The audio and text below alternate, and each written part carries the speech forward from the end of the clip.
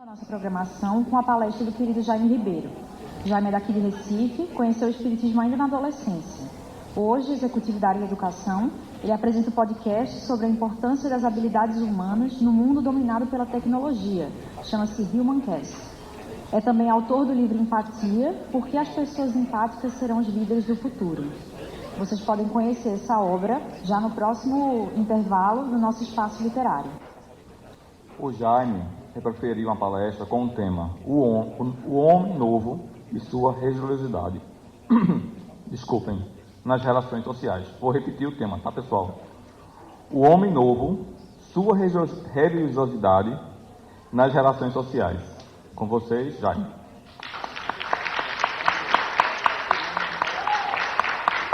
Bom dia, galera.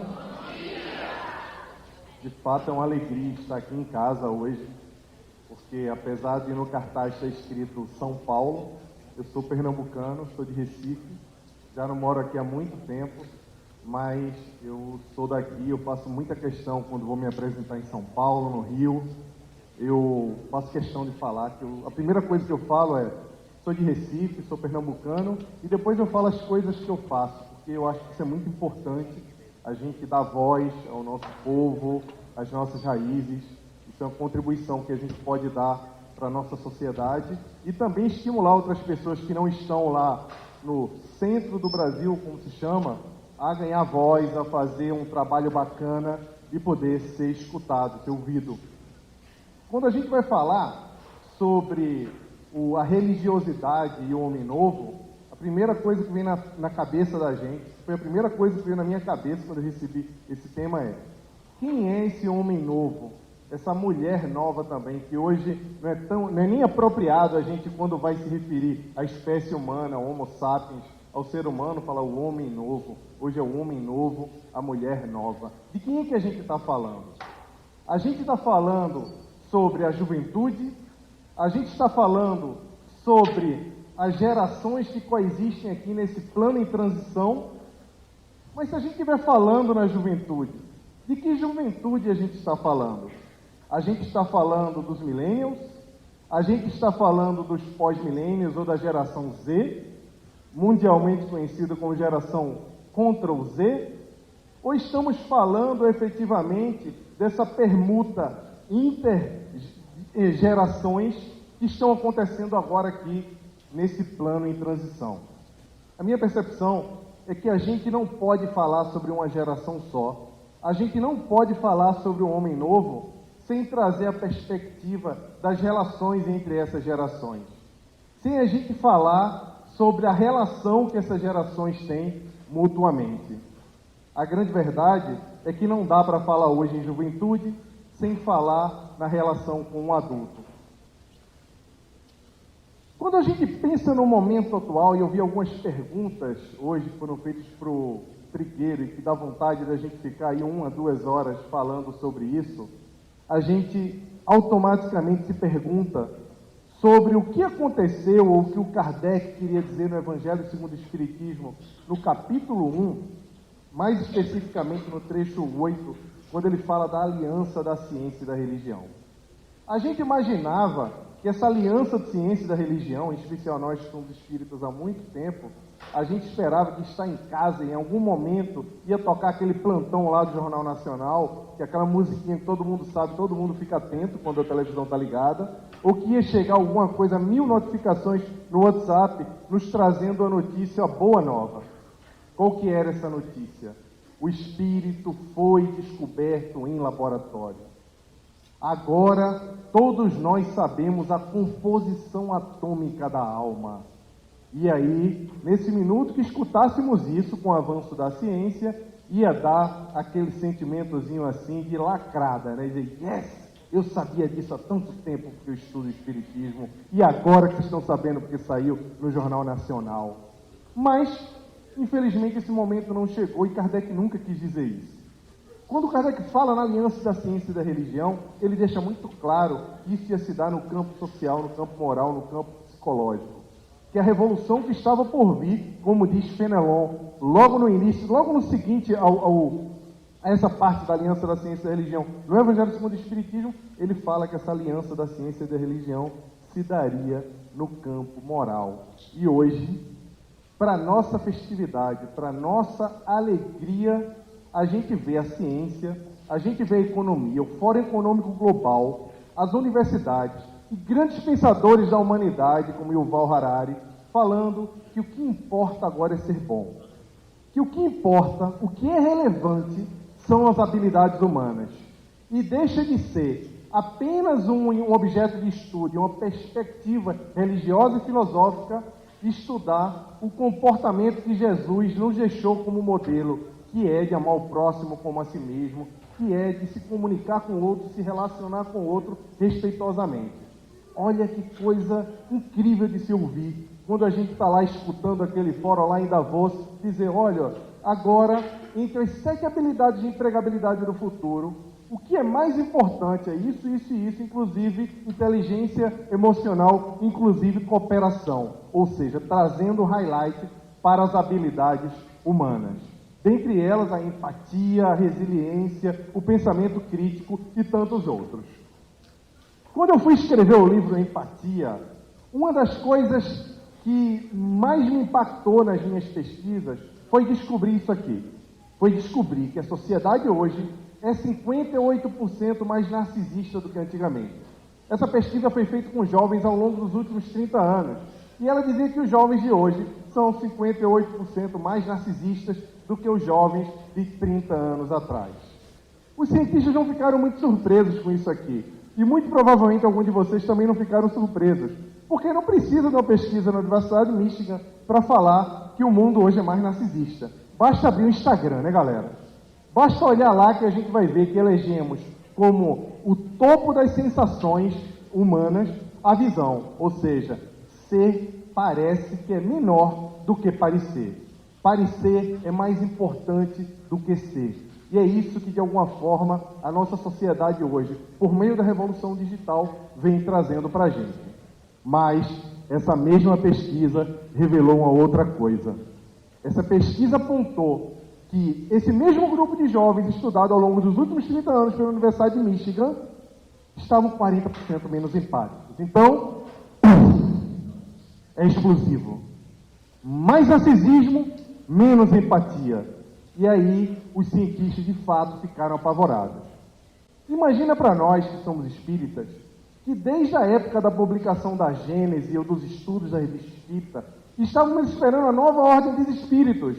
Vocês que estão aqui olhando para a gente. Nós estávamos aguardando vocês com muita festividade. Estávamos esperando esses espíritos que iam ajudar no nosso processo de transição planetária. E aí as universidades diziam para a gente, olha, a turma que está chegando aí está tendo algum problema aí, câmbio, a galera lá de cima ligou, peraí, ó, a empatia está diminuindo, o que está acontecendo? Será que é por causa da tecnologia? O que fez com que os jovens fossem perdendo a capacidade de se colocar no lugar do outro? Quando eu vi essa pesquisa aqui, eu falei, eu preciso falar para o mundo sobre isso. Eu preciso escrever, eu preciso convocar as pessoas a tomarem uma atitude e ajudar a reverter essa curva. Porque quem lê o livro sabe muito bem que a empatia é uma habilidade inerente a cada um de nós por conta dos hormônios espelho. Mas todos nós poderemos diminuir ou aumentá-la ou praticá-la. Depende da forma como nós enxergamos o mundo ou a exercitamos. De fato, o que aconteceu é que as pessoas mudaram muito. A turma que chegou de lá para cá, de fato, é diferente, como já dizia Kardec lá na Gênese, na Revista Espírita, como eu mencionei. Mas as pessoas como um todo mudaram. É outro tipo de gente que está aqui agora e, ultimamente, a gente consegue classificar e segmentar as gerações de uma forma diferente. Eu não sei se vocês sabem disso, mas o termo adolescente, teenager, é um termo que foi criado pós-Segunda Guerra Mundial para poder classificar as pessoas. Porque antes existiam crianças, ou, na época de Kardec, existiam crianças e adultos. Não existiam o adolescente. Depois que esse termo foi criado, esse conceito foi criado, conseguiu segmentar e se avançou, pensando num consumo, pensando em propriedades que poderiam atender a esse público, a maioria das pessoas que estão aqui. E aí, qual foi a grande mudança que aconteceu para essas pessoas? essas pessoas novas, elas ganharam superpoderes. Nós ganhamos superpoderes. A pergunta é: nós estamos sabendo lidar com esses superpoderes que ganhamos? Quais são esses superpoderes que todos nós que estamos aqui agora ganhamos? Que superpoderes são esses? E aí, fora o descontrole da gente não saber lidar com esses superpoderes, eles são muito factíveis, são muito visíveis para todos nós que estamos aqui vivendo esse tempo, que é o acesso à informação. Tudo está na nossa mão agora, imediatamente. Você pode saber tudo sobre qualquer coisa a um clique no seu celular. Não tem mais mistério, o conteúdo está aí pronto para qualquer pessoa acessar. Temos a capacidade de comunicação global. Agora mesmo, eu fui ontem dormir, quando eu fui dormir, tinha uma notícia de que teve um atentado no Texas, que 20 pessoas desencarnaram por conta de um atentado dentro do supermercado. Quando eu acordei hoje de manhã, estava lá. Em outra cidade dos Estados Unidos, teve um outro atentado à mão armada e desencarnaram mais 10 pessoas. Ou seja, as coisas acontecem numa velocidade muito grande e nós também sabemos na mesma velocidade. Isso serve para a informação e serve também para uma outra coisa que é muito comum hoje em dia, que a gente tem que estar atento, que é a desinformação. Mas, com toda essa loucura, com toda essa possibilidade, inclusive de relacionamentos ilimitados, porque antes, por exemplo, na minha época, na época do Adeilson, a gente, quando convivia com os nossos colegas lá de infância, muito provavelmente, se a gente se mudasse, como foi o meu caso, que eu fui para o Rio de Janeiro, eu não ia encontrar mais nunca essas pessoas. Eu não ia saber, provavelmente ia encontrar ou cruzar com elas em algum lugar e não ia lembrar delas. Hoje, a maioria de nós estamos conectados pela internet. E hoje, inclusive, a gente está conectado com tanta gente que às vezes chega aquele pedido de amizade, pedido de seguir, daquela pessoa que você queria que não encontrasse você. Você não queria que aquele ex-crush, aquela ex-namorada, aquele ex-namorado achasse o seu perfil, mas não tem jeito, está lá. Você exclui e pede para seguir de novo. Exclui e pede para seguir de novo. Você não queria encontrar. Você está conectado com tanta gente que até com quem você não quer, você de alguma forma vai lá e se conecta. Ou seja, nós temos essa capacidade de conexão como nenhuma outra geração jamais teve. E fala que essa perda da empatia, essa mudança que tem nas relações sociais, essa incapacidade da gente lidar com esses superpoderes que existem aqui hoje é por conta de um negócio chamado celular. Nós demonizamos o celular. Colocamos a culpa nisso aqui, na tecnologia, para todas as nossas mazelas sociais e morais. Mas será que nos tornamos menos sensíveis por causa da tecnologia? Será que isso está acontecendo? Será que a tecnologia ela veio para nos proporcionar essa conexão, mas ao mesmo tempo está limitando a nossa capacidade humana? Isso é um bom questionamento, inclusive, que os cientistas têm feito. E tem um slidezinho aqui que explica muito bem isso, e pelo amor de Deus, pessoal, nós estamos comunicando as nossas emoções por meio de emojis. A gente fala, quando está triste hoje, às vezes minha mãe me manda um textão, está presente aqui, manda lá um textão lindo, escreve tudo, aí eu vou mandar um emojizinho de cara para ela, ela fala assim, só um emoji, filho? Um joinha, manda um coração, quando você não manda um emoji errado. A verdade é que as nossas emoções são muito complexas para nós expressarmos por emoji. Eu venho falando isso ao longo das palestras que tenho feito sobre empatia lá no Sudeste, e aí na semana passada eu estava fazendo a preparação da palestra, entrei lá no Twitter e vi, aí eu fiquei muito feliz, porque eu vi que criaram um app que mistura os emojis, que agora você pode estar apaixonado chorando, você pode estar demônio e estar apaixonado, você pode estar qualquer coisa nos emojis. Se os emojis precisam de mix para poder expressar as emoções, quer dizer que eles ainda eram limitados, então estávamos certos. A verdade é que isso aqui não contribui muito com o nosso letramento. Eu falo sobre isso no livro, e aí eu tenho uma amiga, Ângela, da Fraternidade Sem Fronteiras, que ela manda uns emojis para mim, às vezes, ela diz, eu mandei emoji, desculpa. Eu falei, eu nunca falei que eu não gosto de emoji, eu adoro emoji. Eu só falo que os emojis são insuficientes para nos ajudar com as nossas emoções, porque as nossas emoções têm uma complexidade muito grande. De fato, é muito difícil. E se a gente vem se comunicando cada vez de uma forma mais simples, isso não contribui com o nosso letramento emocional, como se fala. Muito provavelmente por causa disso que essa relação bombástica aconteceu. Do aumento do narcisismo, e da diminuição da empatia. Mas o que é empatia?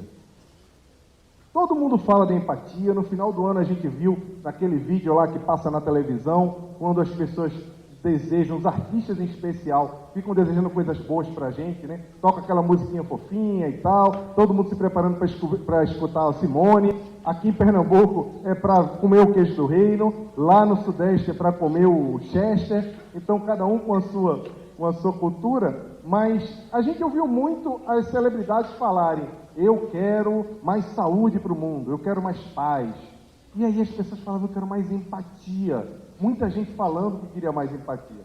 Inclusive no próprio Google, quando você pesquisa lá no Google Trends de 2004 até agora, você vê que o termo empatia aumentou 4.000% de 2014 até agora. Ou seja, o interesse por essa palavra cresceu sobremaneira. Eu não sei porque, não sei se isso tem a ver com a reeleição do ano passado, que deu defeitinho, né, na maioria de nós, em especial nos grupos de WhatsApp familiares, mas as pessoas queriam entender um pouco mais o que significava se colocar no lugar do outro. A empatia é a capacidade de se colocar no lugar do outro, de sentir o que o outro sente e agir partindo dessa perspectiva.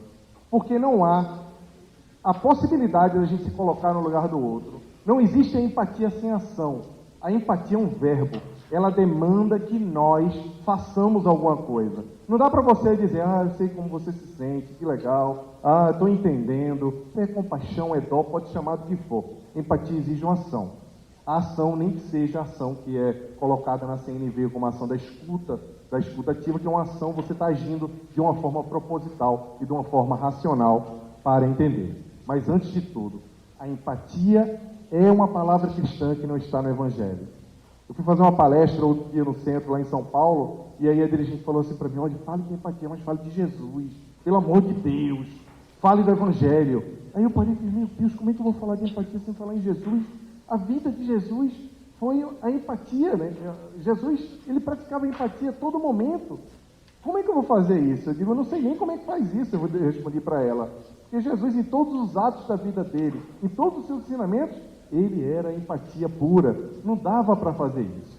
Mas hoje, no mundo VUCA, essa palavra aí que não é tão familiar para todo mundo, mas que foi criada lá após a Guerra Fria para se falar de um mundo instável e que hoje voltou à moda, voltou à tona no mundo corporativo, em todas as análises de tecnologia e de tendências. Existe um desafio na sociedade, em especial com o homem em seu epicentro. E o que é o mundo VUCA? O mundo VUCA é um mundo volátil, um mundo onde nada é feito para durar, onde as coisas não são permanentes.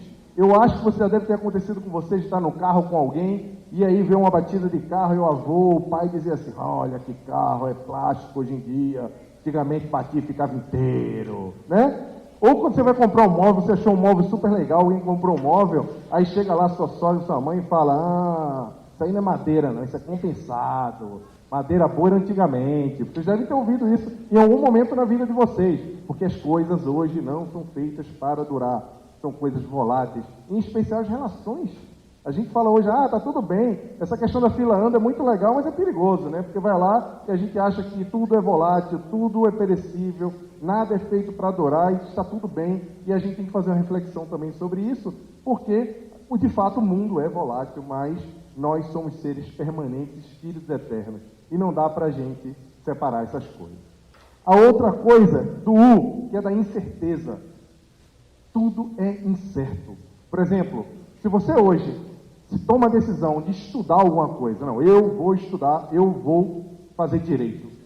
Gente, você está hoje preocupado em fazer direito, mas daqui a 5 anos, talvez, a profissão de advogado não exista ou ela seja uma profissão de nicho e os empregos acabem. Não, eu agora vou aprender coding, vou aprender a programar computadores. Sinto muito, daqui a alguns anos a inteligência artificial vai programar melhor do que qualquer humano. Isso se relaciona muito com o que eu falei lá na frente, com a aliança da ciência e da religião, quando os cientistas dizem que o que importa são as habilidades humanas, que hoje o mais relevante para se ensinar as pessoas é fazer com que elas desenvolvam essas habilidades, que são chamadas os soft skills, do que os hard skills. E o outro é a complexidade. Quando eu vou falar para os adultos, eu falo assim: pessoal, vocês já foram na gôndola de supermercado comprar sabão em pó? Vocês já foram comprar extrato de tomate? Vocês já foram fazer esse tipo de compra? Eu falo isso. Mas aqui eu vou falar de uma outra forma. Alguém aqui já ficou 45 minutos tentando escolher um filme ou uma série na Netflix e não assistiu nada? Levanta a mão aí, só para ter uma ideia. Caraca, ali, ó. E aí, vamos assistir o quê, amor? E aí? E aí? Eu daqui a pouco, pô, tô com sono, não vamos assistir nada não, vamos dormir. Acabou, é ou não é? A complexidade é essa, é muita coisa para escolher, e aí, para o jovem em especial, a gente tem um grande problema, que é a gente tem muito conteúdo, como a gente nunca teve até então. O que vale agora é a gente ter capacidade de escolher esse conteúdo. E por último, a ambiguidade. Que é a ambiguidade que traz a confusão do VUCA como um todo, e faz com que nós estejamos extremamente confusos. É a ambiguidade de tudo pode, tudo é possível, tudo está certo, e isso causa uma confusão muito grande, porque no mundo volátil, instável, complexo e ambíguo, é difícil de viver, é complicado. Por isso, muito provavelmente, que as taxas de suicídio aumentam tanto, as pessoas têm complexidade enorme para escolher as coisas. Eu vou na cafeteria e tenho que escolher o tipo de café. É o café, o latte, o frappuccino, o com leite, com não sei o quê, com não sei o que lá, adoçante, qual tipo de adoçante que você quer, tudo. Pelo amor de Deus, eu não quero escolher isso. Eu quero uma simplicidade maior na minha vida. Dia de regra, quando estou na cafeteria, alguém pergunta isso para mim, eu olho com um sorriso e falo assim: você escolhe o que você mais gosta para mim, por favor? Eu vou ficar muito feliz com o que você gosta. Eu não quero escolher esse café, é muito difícil para mim. São 10 tipos de café. Mas, qual que é o papel do homem, então? O homem novo, o homem do século XXI. Qual que é o nosso papel, então, com essa instabilidade, com essa interseção da ciência e da religião? Qual que é o nosso papel diante disso tudo? As nossas relações mudaram completamente. Nós hoje temos menos contato olho nos olhos. As redes sociais estão aí para conectar tanta gente. É muita gente conectada e pouco contato olho no olho. Obviamente, isso tem um impacto na forma como a gente se comunica e na forma como a gente se relaciona. A grande verdade é que as redes sociais, elas criaram uma nova dimensão nas nossas relações. Porque não é por acaso que ninguém aqui precisa pagar para fazer o perfil, tá? Se alguém ainda tiver perfil de rede social de casal e etc, ou algum amigo, avisa que não paga não, pode ter 2, não tem problema, tá? Cada um pode ter um, não paga não. Mas por que não paga? Por que efetivamente não paga? Porque nós é que somos os produtos. Eles querem que nós fiquemos mais tempo conectados. A ideia da rede social como instituição, como empresas que foram criadas por gênios, bonzinhos, que queriam conectar apenas as pessoas, não é bem uma verdade mais. Então, tudo que a gente olha, que posta, que curte, que faz, atrás, logo depois de um post fofinho do sobrinho bebê, ou daquele crush que você coloca abraçando, beijando, daquele o último amor da vida que você coloca lá no teu timeline, tem uma empresa, um gigante das redes sociais, da tecnologia, coletando cada informação, cada curtida, cada coisa que você faz no seu comportamento. Então, isso também tem um impacto na nossa vida. E aí, o que é que vai importar, pessoal? Eu vou precisar de mais 5 minutinhos, senão, tá? O que é que vai importar? Que vai importar o senso crítico, que é uma outra habilidade do século XXI, um outro soft skill. É a gente ter capacidade de ver tudo e separar. Nesse mundo complexo, nesse mundo que tem muita coisa para escolher, o senso crítico é o que vai contar. É a gente saber escolher. A gente precisa saber escolher. Por quê? Hoje em dia, por exemplo, você precisa ler. Ouviram o que o Raul falou aqui. A gente é muito jovem e diz, o acolhimento na casa espírita não está tão bom. Mas a gente precisa estudar. Tem muito conteúdo na internet, tem muito conteúdo fácil em blogs e etc. Mas a gente precisa estudar a codificação espírita. É mais fácil, é mais seguro para a gente poder desenvolver a nossa lucidez e a gente saber o que é efetivamente relevante. 5 anos, mais de 50% de todas as nossas atividades de rotina vão ser dominadas por robôs. Se você hoje consegue descrever o que você faz, inclusive dentro da casa espírita, eu consigo descrever as coisas que eu faço dentro da casa espírita. A tecnologia, o robô vai tomar conta da sua atividade lá. Mas essas coisas que você consegue descrever, inclusive a sua profissão, muito provavelmente vai ser substituído por um robô ou por uma inteligência artificial. Isso parece Black Mirror, tudo que a gente falou. Parece Black Mirror, mas está acontecendo agora. Não é o futuro. Isso está acontecendo imediatamente agora. E aí a gente chega no futuro. Como será o futuro diante disso? Eu vou fazer uma simulação aqui com vocês, para a gente ver como é que vai ser o futuro. Vou usar aqui meu celular para chamar o nosso querido Google Assistant. Ok, Google, quem foi Allan Kardec? De acordo com Wikipédia, Hippolyte Léon Denisard de Rivail foi um influente educador, autor e tradutor francês. Parece que o Google sabe, né? Google, o que é o Espiritismo? De acordo com Wikipédia, Espiritismo, doutrina espírita. Kardecismo ou Espiritismo kardecista é uma doutrina religiosa e filosófica mediúnica ou moderno espiritualista. Parece que o Google também sabe. Bom, vamos deixar um pouco mais complexo. Qual foi o ano do lançamento do Livro dos Espíritos, Google? A gente aprende isso numa das aulas, já logo depois da primeira revelação, na terceira, fala logo, né? O Livro dos Espíritos, 1019 perguntas, e foi lançado em 1857, 18 de abril, não é isso? Vamos ver se o Google sabe, já que nós espíritos achamos que é tão relevante ficar 1 hora falando sobre essa data.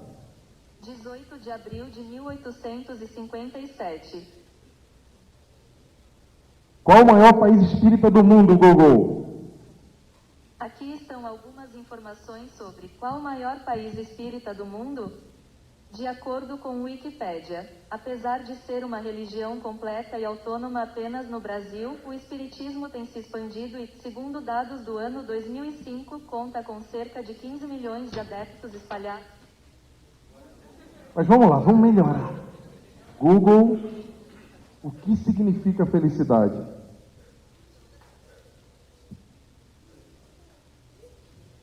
Felicidade, qualidade ou estado de feliz, estado de uma consciência plenamente satisfeita, satisfação, contentamento, bem-estar. Ele sabe.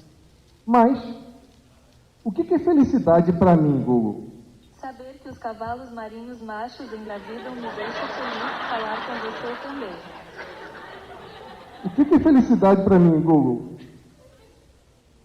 Saber que os cavalos marinhos machos engravidam me deixa feliz falar com você também. Gosta de falar comigo. Outro dia eu estava tão carente que a Siri falou, oi papai, eu me derreti. Então, vamos ver aqui se o Google realmente vai resolver a vida da gente, se a tecnologia é a resposta. Google, estou triste. Me ajuda. Se eu tivesse braços, eu te daria um abraço. Como não tenho, quem sabe, uma piada, uma música ou sessão de meditação não ajuda. Muito fofinho. Mas olha, eu acho que o Google não está preparado ainda para resolver as nossas questões emocionais. A tecnologia nos ajuda muito, mas ainda não está preparada para falar de humanidade, para nos ajudar. Eu duvido que se eu dissesse que estou triste, alguém ia dizer assim, se eu tivesse braço, Jaime, eu te dava um abraço. Alguém aqui ia me dar um abraço, não ia dizer que não tem braço. Mas como vamos estudar o espiritismo agora, se a tecnologia chegou? Vamos chegar, o jovem chega na casa espírita, a gente vai dizer, tá aqui, ó, 5 livros, vai lá, lê a codificação toda e você está pronto, é isso? Alguém já ouviu isso? Já? Você não é espírita não, nunca leu a codificação? Agora a moda é o seguinte, você diz que leu a codificação, a pessoa vira assim e fala, e a revista espírita, você já leu toda? Dá vontade de falar um palavrão quando a pessoa fala isso. Mas que bom que a gente agora tem a Kardecpedia. Kardecpedia você pega lá, separa, vai por assunto, entende, para a gente poder se concentrar no que é relevante. Claro que a gente vai continuar consultando e olhando a codificação, mas hoje a gente tem a codificação na nossa palma da mão e a gente pode consultar por assuntos. E não tem problema nenhum, porque está tudo lá classificado, inclusive por assunto, depois ele diz até na revista espírita, o que está lá contendo. Mas, para concluir, estou vendo que o pessoal está agoniado aí, mas cortaram meu tempo, eu não tenho culpa, né? Eu vou estourar, vai daí, Ana Paula, na cara de pau, que é muito importante a gente falar sobre isso aqui, que são os 3 pilares da casa espírita. Uma é o trabalho, a outra pilar é a doutrina e a outra é a convivência. Não dá para a gente falar hoje só em instituição séria, uma instituição só tendo um trabalho doutrinário que é bom, bem orientado.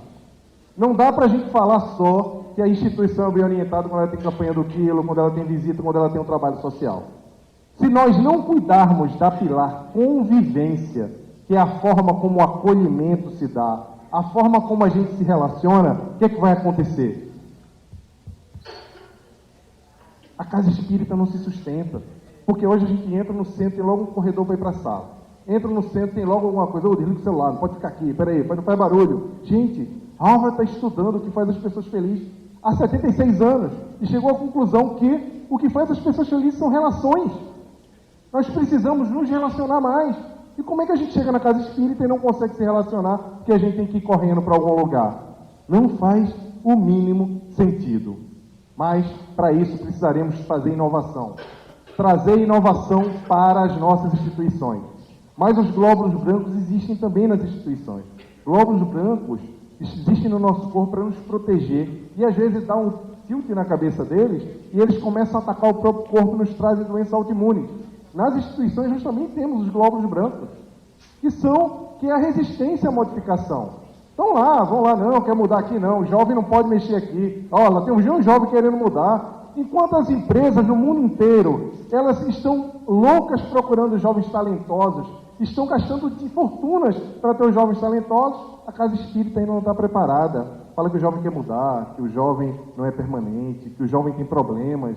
E aí, os glóbulos brancos das instituições acabam afastando o jovem de dentro da casa espírita. Porque todo mundo quer inovar. Todo mundo quer botar camisinha de jovem assim, ó, e quer dizer que é jovem. Mas nós somos pessoas que adoramos a juventude. O jovem mesmo são vocês. São as pessoas que fazem a diferença na casa espírita e que precisam ter mais espaço. Essa é uma outra coisa, eu vou deixar para depois. Eu vou estar na terça-feira, vou estar na Casa dos Humildes, vou falar um pouco sobre esses períodos do Espiritismo, que está na Revista Espírita de dezembro de 1863, que é Kardec falando sobre o futuro do Espiritismo, falando que nós temos alguns períodos que vão acontecer e a gente está vivendo hoje o período religioso. Em seguida vai vir o período intermediário e logo em seguida nós teremos um período chamado da renovação social. E desculpa se todo mundo achava que vai todo mundo andar de bata igual Emmanuel no futuro. Não, a gente vai andar assim mesmo. Vai ser robotizado, vai ter chip dentro do corpo. Ninguém vai andar aqui de bata com pergaminho na mão. A tecnologia chegou e esse nosso imaginário, ele de fato já foi destruído. Mas, gente, como é que a gente vai lidar com tudo isso? Como é que a gente vai lidar com todas essas mudanças? Com os superpoderes de vocês. Nós, a nossa geração, conta com vocês para mudar esse mundo. E para isso eu trouxe aqui, ó, essas pessoas, que são pessoas maravilhosas, deixaram um recado para vocês, que eu vou pedir para passar o vídeo aí para vocês se conectarem com essa turma.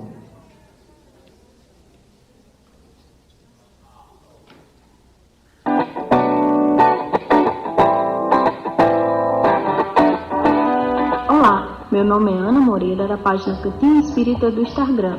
Nós jovens temos o futuro em nossas mãos.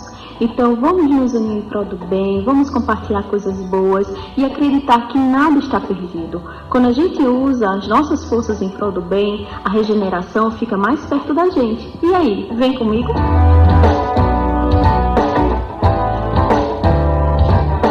Oi, boys and girls, tudo bem com vocês? Carol Oliveira, do canal Menina dos Espíritas aqui. E o meu recado vou parafrasear Leon Denis. Se a gente quer um novo mundo, a gente precisa investir nos novos homens e mulheres, que são a juventude.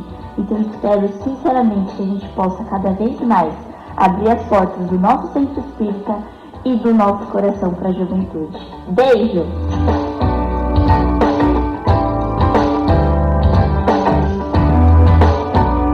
Meu nome é Wesley Gasperini, sou criador da página Roteiro Jovem Espírita. Estou aqui viajando, estou em Alagoas, mas passando aqui rapidinho para desejar um ótimo encontro para vocês, uma ótima palestra, linda com esse cara que eu admiro demais, que é o Jaime, um cara de grande coração, que cada vez mais divulga a nossa doutrina espírita.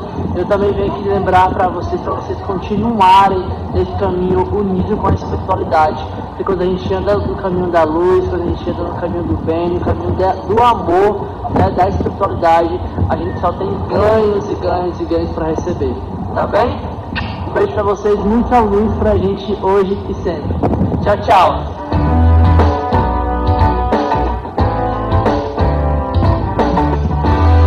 Fala pessoal, eu sou o Júlio Sena, criador do canal Coaching Espírita, e eu acredito que o planeta de regeneração está chegando, mas ele vai precisar de construtores, pessoas que possam, através das suas atitudes, dos seus pensamentos, das suas palavras, construir um novo mundo. Por isso, eu acredito que a juventude espírita deve ser cada vez mais ouvida, olhada nos olhos e sentida, e a gente pode, juntos, construir um mundo melhor. Bora lá?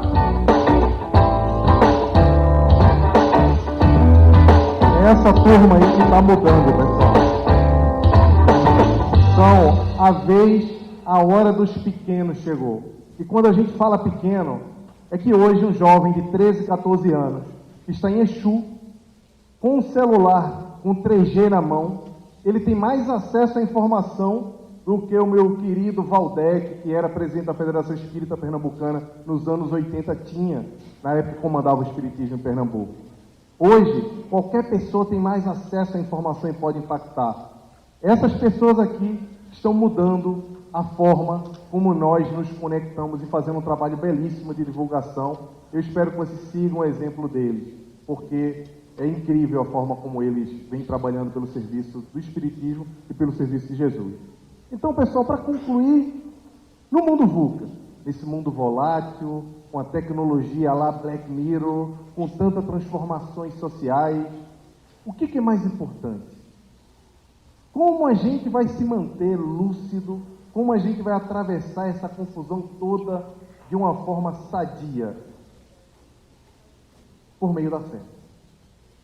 A fé é a linha reta, é a linha estável no mundo VUCA, nesse mundo complexo, ambíguo e tão difícil, volátil, tão difícil de se viver hoje em dia. Por meio da fé, da espiritualidade, do desenvolvimento da nossa compreensão de quem somos, é que nos tornaremos os seres humanos que nos propomos a nos tornar na espiritualidade. Estamos em uma hora de transição. Estamos vivendo no mundo de regeneração. E nesse mundo de regeneração, é importantíssimo que Jesus possa contar com cada um de nós. Que possa contar com o nosso concurso. Porque a gente vê em especial muita gente reclamando de como o mundo está hoje. Da configuração política do Brasil, dos problemas dos Estados Unidos, das questões do Oriente Médio, do aumento de suicídio, da questão ambiental. A gente vê muita gente se preocupando e fazendo o que eu chamo de ativismo de sofá. Eu até lancei um livro na sexta-feira, um livrinho chamado Manual do Preguiçoso para se tornar um espírito de luz, para poder ajudar a turma a mudar o mundo do seu sofá, sem fazer um grande esforço, porque de fato a gente precisa fazer alguma coisa, nós precisamos nos propor a fazer aquilo que nós imaginamos que é o melhor para o mundo, porque não adianta. Se vocês estão esperando os X-Men chegarem aqui no Brasil, se estamos esperando os Vingadores aparecerem para resolver esse problema, eles não vão aparecer. Os heróis do plano de regeneração, as pessoas designadas pelo Cristo para mudar esse planeta e preparar a nova era, somos nós. Somos nós os heróis da regeneração, meus amigos. Não vai vir ninguém diferente. Então, quando você olhar no espelho, lembrar que você ainda erra, que você ainda sente tristeza, que você ainda tem problema em casa, que você tem problema no trabalho, que você tem uma série de questões para resolver ainda internas, lembre-se que Jesus conta com o nosso concurso, porque somos nós os grandes heróis do plano de regeneração. Muita paz, um bom semestre para vocês, espero que a gente se veja em breve.